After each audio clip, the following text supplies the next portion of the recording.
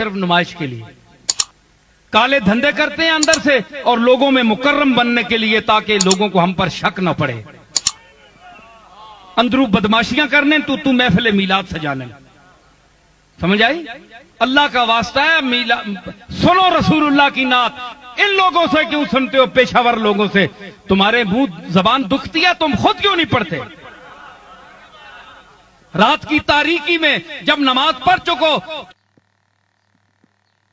اللہ سے عرض کر کے کہ میں اب تیری بارگاہ رسول میں حاضر ہو رہا ہوں، مجھے اجازت دے کہ میں نعت رسول پیش کروں، تو پیش کرنا تو کوئی ڈکنا ہے؟ پیشہ ور لوگ ہوتے پھر جناب ہوتے نچھاور کرنے پیسے، شرم کرو، حیا کرو، اے دین دی تبلیغ ہے۔ دیوبندی جب اعتراض کرتے ہیں جناب یہ انہوں نے بریلویوں نے کیا رچا رکھا ہے تماشا ڈھونگ، تو یہ کہتے ہیں جناب دیوبندی بکتے ہیں، دیوبندی ٹھیک کہتے ہیں، وہ ٹھیک کہتے ہیں۔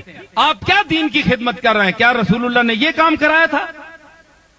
آپ غور کریں، آپ حضور کا منشا دیکھیں، آپ کا مقصد بعثت دیکھیں کہ حضور نے تعلیم دی، آپ نے معلمین کو پسند کیا، آپ نے صحابہ کو درس دینے کی تلقین کی۔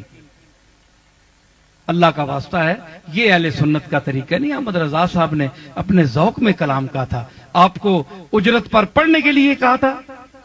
احمد رضا نے کیا کوئی اجرت لی تھی؟ ثابت کرو کہ احمد رضا نے کوئی پیسے لیے ہوں۔